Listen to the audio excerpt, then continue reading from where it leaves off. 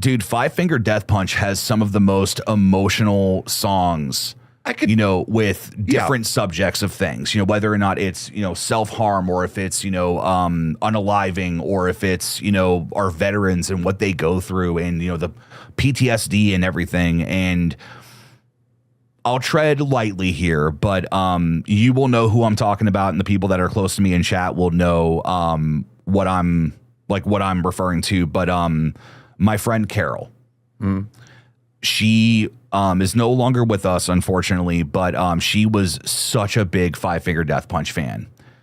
And I remember that she struggled mentally. For a long time, they thought that it was one thing. Turns out it was another. She was misdiagnosed, and and it was a very difficult thing for her to work through. And it caused a lot of pain in one way or another. And when I talked to her the one time, because I was one of the few people that she actually enjoyed talking to, which was very weird, but I remember she talked about Five Finger Death Punch, and she said, she said, I've been listening to that song, Remember Everything, quite a lot lately. And I said, why? Why that one in particular? And she said, because the people that have wronged me when I was a kid, as an adult, and the abuse and everything that has happened to me, is that she said, I've looked at them in the eye, and it's like, I remember everything.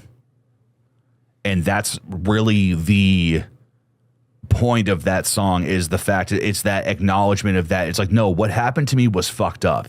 Yeah. And it's like, I'll always remember this. I will never forget this.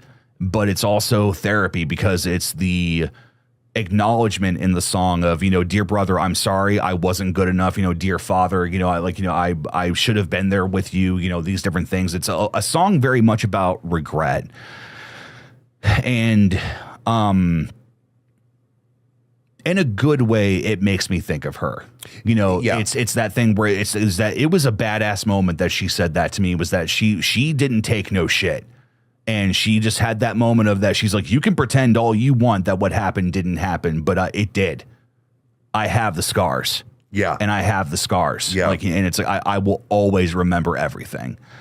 And that for me was a big formative point of when I was listening to music, just because that really pushed me in the direction of paying attention to what Ivan Moody had to say and what that band stood for and how they do everything, and it's weird. It's not a very deep one, but it's kind of a good kick-offer. No, it's weird that when bands like Five Finger Death Punch and, Ivan can hit you like that. Mm-hmm.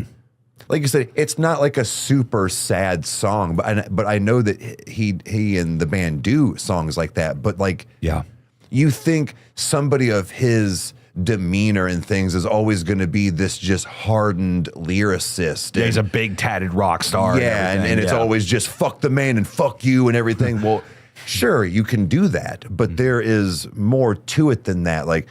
I argue that being a good lyricist means you have to be able to do both sides. Not that you have to, but if you're so aggressive over here, you have to be able to have some sort of balance. Yeah. Or you're just kind of, in my opinion, a one-trick pony. Yeah. That's cool, you know how to do that, but you need to make me feel a little bit, because I'm only going to come to you for a certain thing now. Now that I know that Five Finger Death Punch can make me scream and, melt my face off, or I can come over here into another lane as well. I like that.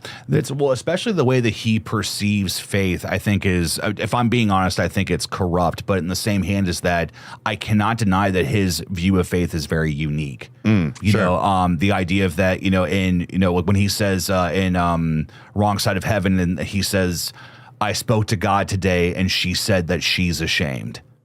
He has a very different way of getting your attention, because sometimes you can become complacent. Now, is that correct or not? It's up to him to decide. But it's just very interesting that it's, with his writing process that, you do get a lot, from him. Even a lyrics in one of his other songs says, I feel like your heaven is still trying to drag me down. You know, and it's like, wow, who thinks like that? You know, so anyway, but that was my Five Finger Death Punch kind of like, you know, when I think about them, like they're definitely therapy for me. But for me, they're very unique because of that specific time of my life.